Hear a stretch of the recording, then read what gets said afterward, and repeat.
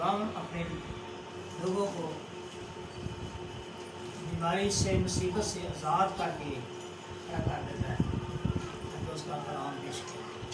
ये कलाम मुझे विरसा में मिला है, खानदानी हमारे लोगों को काम था ये कलाम सुनाना। आज तक मैं भी कलाम सुना रहा हूँ। आज हम देखेंगे मत्ती रसूल की मार्फत खुदा का कलाम यीशु मसीह के इरशाद आज़म है। मत्ती 13 बाब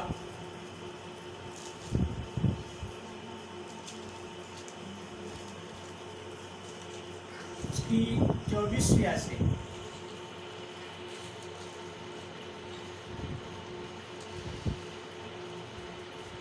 मिल गया। उसने एक तमसील उनके सामने पेश करके कहा। उसने एक और तमसील उनके सामने पेश करके कहा कि आसमान की बादशाही उस आदमी की मानिक है जिसने अपने खेत में अच्छा बीज बोया, मगर लोगों के सोते में उसका दुश्मन आया और कहो और जूं में कड़वे दाने भी बो गया। बस जब पत्तियां निकली और बल्ले आई बनी और वो कड़वे दाने भी दिखाई दी। हाँ, तो कड़वे दाने भी दिखाई देने लगे। मालिक ने नौकर ने अच्छा बीज बोया अपने पेड़, गेहूं का। तो गेहूं किसको कहते हैं? गेहूं अभी थोड़ा यहाँ पे पड़ा, आप भूल गए हैं। गंदम, गेहूं को इसको कहते हैं, कणक को। तो मालिक ने गेहूं बीजा अपने खेत में, गंदम बीजी, अच्छा बीज बीजे, लेकिन उसका दुश्मन आया और सोते हुए वो कड़वे दाने भी उसने और छटा।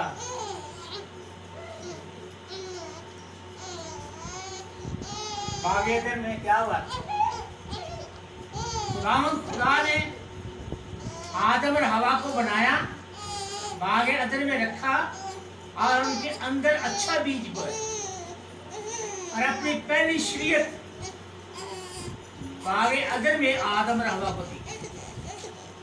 आप लोगों ने इस शरीयत पर अमल, जब खुदा अपने मकाम पर आसमान पर चला गया तो दुश्मन आया इब्लीस और उसने कड़वा बीज भी। नहीं, खुदा ने तो आपके साथ धोखा किया है। खुदा ने ऐसा नहीं किया। तुम वो फल खाओ तो तू खुदा की जमानत हो जाओ। लालच की बात, तो हमेशा ही औरत तो लालच में आ जाती।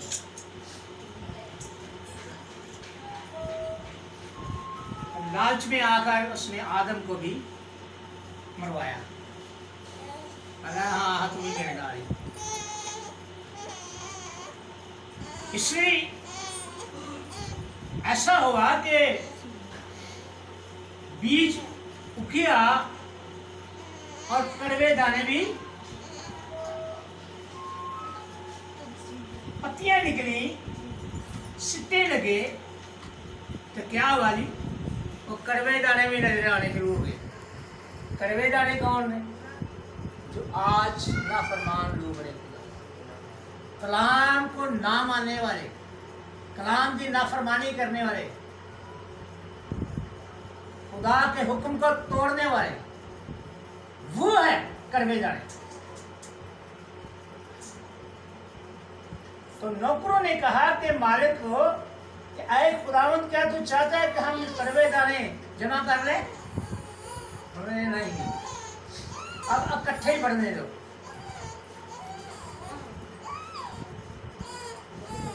इकट्ठे पढ़ने दो और मैं काटने वालों से कह दूंगा कि पहले कड़वे दाने जो है उनके इकट्ठे बांध लो और इकट्ठे बांध के अलग रख लो।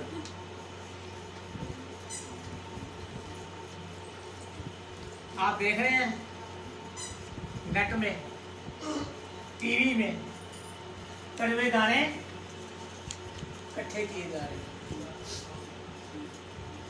लाशों को ढेर लगे, जलाई जा रही है, दफनाए जा रहे हैं, ये इकट्ठे बांधे जा रहे हैं। और इसी बात की हम देखेंगे कि शिगिर जो है वो उनको समझ नहीं आ रही खुदा के कलाम। यसुम मसीह ने जो तमसील कही है उसकी तमसील की उसको समझ है।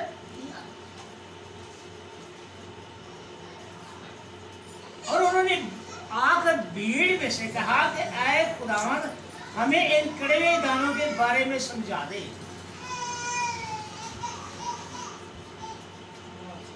36वीं है। उस वक्त भीड़ को छोड़कर घर में गया और उसके शागिर्दों ने उसके पास आकर कहा कि खेत के कड़वे दानों की तमसील हमें समझा दे। सारी उम्र लोग कलाम सुनते रहते हैं लेकिन उनको समझ नहीं आता। चर्चों में भी जाते हैं, बातों में भी जाते हैं, कन्वेंशनों में भी जाते हैं, बाइबल भी पढ़ते हैं, लेकिन समझ में नहीं आता। क्या करता? उसके पास आकर कहा खेत के कड़वे दानों की तफसील हमें समझा दे। उसने जवाब में कहा अच्छे बीज का बोने वाला इब्ने आदम है। कौन है वो इब्ने आदम? खुदावंद यीशु मसीह इब्ने आदम, अच्छा बीज बोने वाला, अच्छा कलाम सुनाने वाला, अच्छे काम करने वाला। उसने मुर्दों को जलाया, उसने मफलूजों को चलाया, उसने अंधों को आंखें दी और अच्छे काम करने वाला। और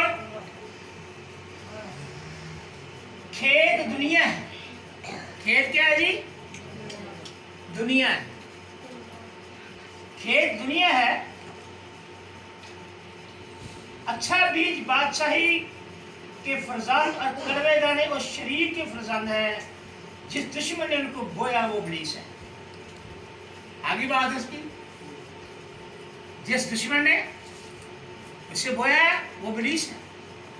तो इब्लीस है, उसका काम ही यही है, बुरा बीज बोना, ये बुरी तालीम दिमाग में डालनी, बुरी सोच दिमाग में डालनी। नहीं, तुमने ये नहीं सुनना कलाम, तुमने ये कलाम को नहीं मानना। तुम जो पहले मानते हो तो बताते तो मानते हो, मानो उसको, मानो बस, छोड़ो इसको। वो इब्लीस है ना उसके साथ। इसलिए शरीर के फरजान जो है वो इस कलाम को बगाड़ते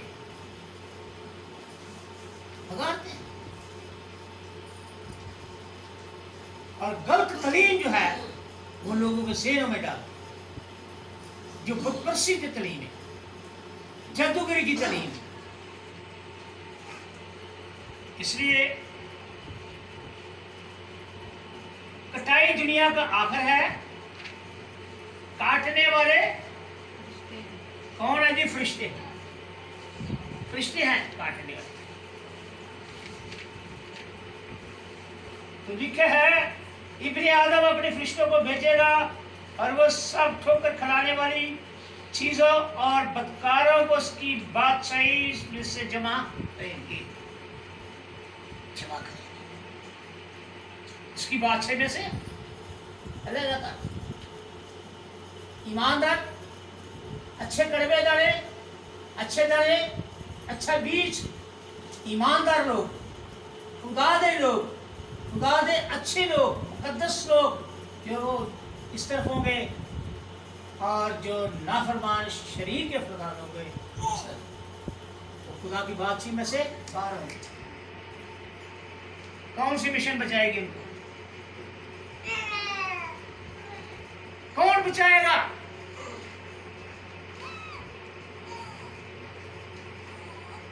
और वो सब ठोकर खिलाने वाली चीजों और बदकारों को उसकी बातचीत में से जमा करेंगे और उनको आग की भट्टी में डाल देंगे। वहां रोना और दांत पीसना होगा। वहां पे क्या हुआ जी? रोना और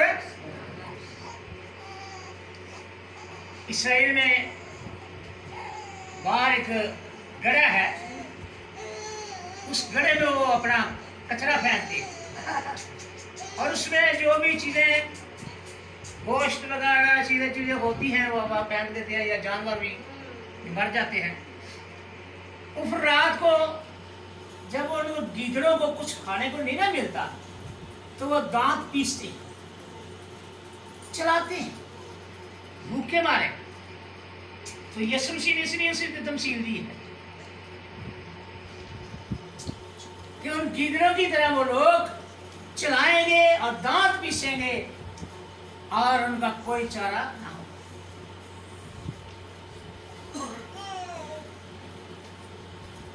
वहां रोना दांत पीसना होगा। उस वक्त राष्ट्रवाद अपने बाप की बादशाही में आफताब की मान चमकी। राष्ट्रवाद ईमानदार लोग, सच्चे लोग, खुदा दे सच्ची इबादत करने वाले लोग। आफताब किसको कहते हैं जी? सूरज। गुड। तो फिर सूरज की तरह वही लोग चमकेंगे जो खुदा के मुकद्दस लोग। आमीन। और जिसके कान हो वो सुन ले। एक वाला और पेश करूंगा प्रकाशवाद किताब में से, प्रकाशवाद 14 बाब, उसके बाद कोई हवाला नहीं।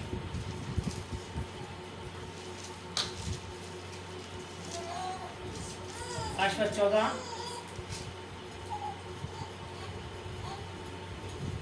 है। जल्दी जल्दी पढ़ दो कोई, मैं खुद पढ़ने शुरू हो गया। फिर मैंने निगाह की तो क्या देखता हूँ कि एक सफेद बादल है और उस बादल पर आदमजात की मानित कोई बैठा है, जिसके सर पर सोने का ताज और हाथ में तेज दरांती है।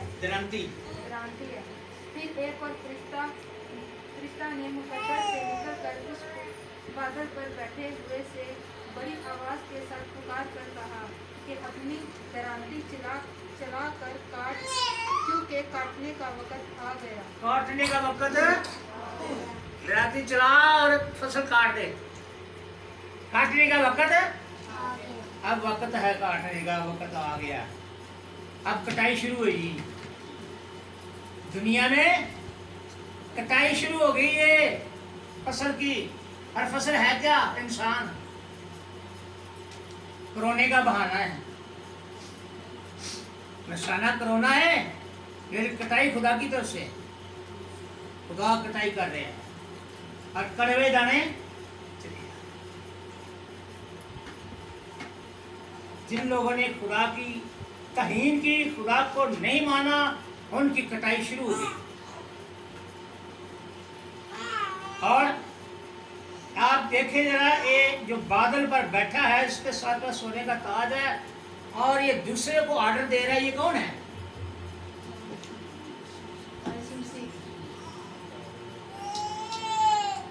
तो खुदा यीशु मसीह को ऑर्डर दे सकता कोई?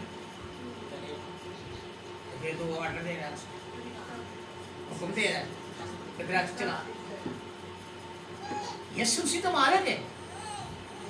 ये फरिश्ता ही है,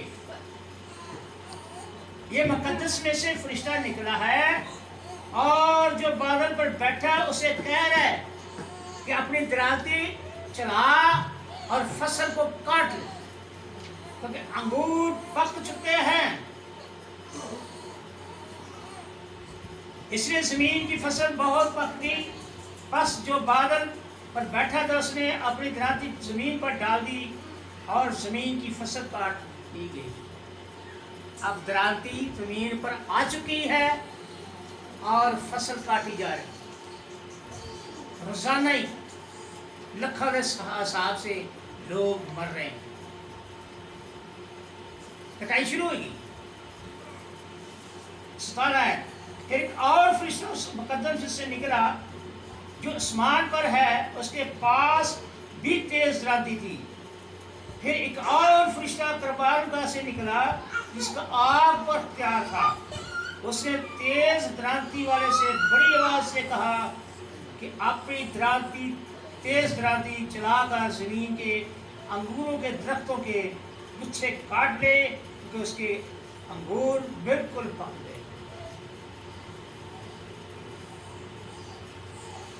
और फसल जो है उसको जलाया जाए आग के साथ। इस फरिश्ते के पास क्या है जी? आग पर हथियार है। इसलिए तो वो वक्त अब आ गया है, वक्त दूर नहीं है, वो वक्त आ गया है। आप लोग उसकी जद में ना आ जाए, उस क्रांति की जद में ना आ जाए, ताकि आप भी ना गिर काटे जाए। खुदा करे कि आप सब लोग खुदा की बातचीत में दाखिल हो और सुकून तसल्ली बनाने वाली जगह पर जाए। खुदा सबको बरकत दे, इस कलाम को समझने की और इस पर अमल करने की तौफीक अता फरमाए। आमीन।